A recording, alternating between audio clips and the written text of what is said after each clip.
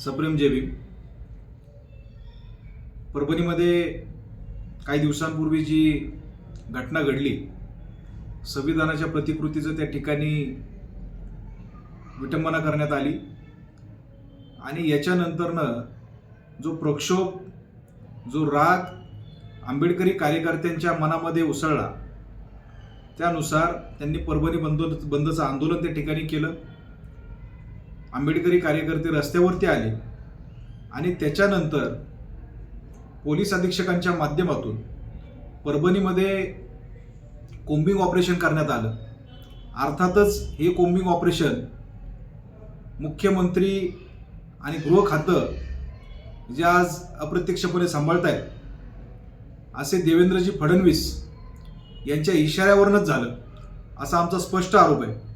कारण ज्या वेळेस देवेंद्रजी फडणवीस या राज्याचे मुख्यमंत्री म्हणून किंवा गृहमंत्री म्हणून त्यांनी हा कारभार स्वतःच्या हाती घेतलेला आहे, त्यावेळेस या राज्यामध्ये दलितांवरतील, भटक्यांवरतील, मुस्लिम असतील, आदिवासी असतील, एकूणच बहुजन वर्गावरचा जो अत्याचार आहे हा वाढलेला आहे. हे आपण मागच्या काळामध्ये सुद्धा पाहिलेलं आहे.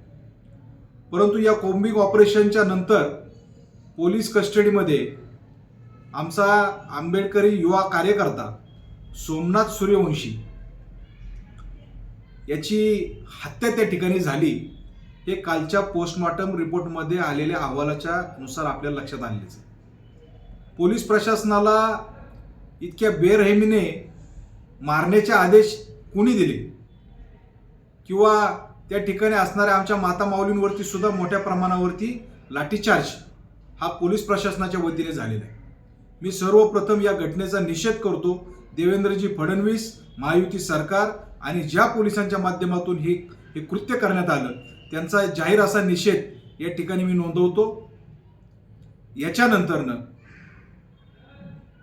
मला या ठिकाणी एवढंच सांगायचंय की विधानसभेचा काल अधिवेशनाचा पहिला दिवस होता. हे सरकार आल्यानंतर अधिवेशनाचा पहिला दिवस होता. या अधिवेशनामध्ये काँग्रेसचे नानाजी पटोले यांनी अधिवेशनाच्या सुरुवातीलाच स्थगन प्रस्तावाची मागणी विधानसभा अध्यक्ष राहुल नार्वेकर यांच्याकडे केली, परंतु त्यांनी त्याच्याकडे पूर्णपणे दुर्लक्ष केलं. परभणीची झालेली घटना, एक दलित, एक ओबीसी, एक भटक्यांमधला तो कार्यकर्ता, दलित चळवळीतील, आंबेडकरी चळवळीतील कार्यकर्ता, त्याची पोलीस कस्टडीमध्ये हत्या होते. संविधानावरती प्रेम असणारे, या भारत देशावरती प्रेम असणारे, डॉक्टर बाबासाहेब आंबेडकरांनी जी घटना लिहिली याच्यावरती प्रेम असणारे हे कार्यकर्ते आहेत आणि त्याची विटंबना झाली म्हणून हे कार्यकर्ते रस्त्यावरती आले आणि त्याच्यानंतर या सरकारच्या वतीनं हे कोम्बिंग ऑपरेशन करून कार्यकर्त्यांना मारहाण करून जीवे जाईपर्यंत मारणारं हे सरकार, याच्यासाठी चर्चा व्हावी अशा प्रकारचा प्रस्ताव आणि एक स्थगन प्रस्ताव हा विधानसभेमध्ये नानाभाऊ पटोलेंच्या वतीने मांडण्यात आला. परंतु विधानसभा अध्यक्षांनी त्याला केराची टोपली दाखवली. कुठेही त्या ठिकाणी पूर्णपणे दुर्लक्ष या स्थगन प्रस्तावावरती केलं आणि मी उद्या अध्यक्ष म्हणून या नात्याने माझ्या अधिकारामध्ये कधी चर्चा घडवून आणायची हा सर्वस्वी मला अधिकार आहे आणि ती चर्चा मी घडवून कधी आणू शकतो हे मी ठरवीन, अशा प्रकारची टिप्पणी काल विधानसभा अध्यक्षांनी त्या ठिकाणी दिली. कालचं विधानसभेचं कामकाज संपलं. आज पुन्हा नव्याने दुसरा दिवस.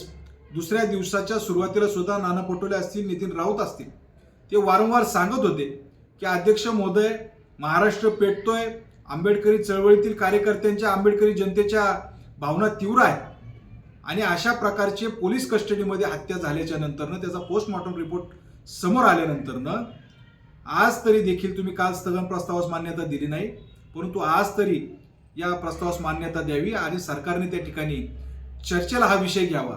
परंतु आज सुद्धा राहुल नार्वेकर, जे भारतीय जनता पार्टीचे आमदार आहेत, विधानसभेचे अध्यक्ष आहेत, त्यांची जी ध्येयबोली होती, त्यांनी ज्या पद्धतीने ह्या विषयाला हाताळायला पाहिजे होतं, त्यांनी पूर्णपणे या विषयाकडे दुर्लक्ष केलेलं आहे आणि म्हणून भारतीय जनता पार्टीचा पुन्हा एकदा खरा चेहरा हा जनतेच्या समोर आलेला आहे.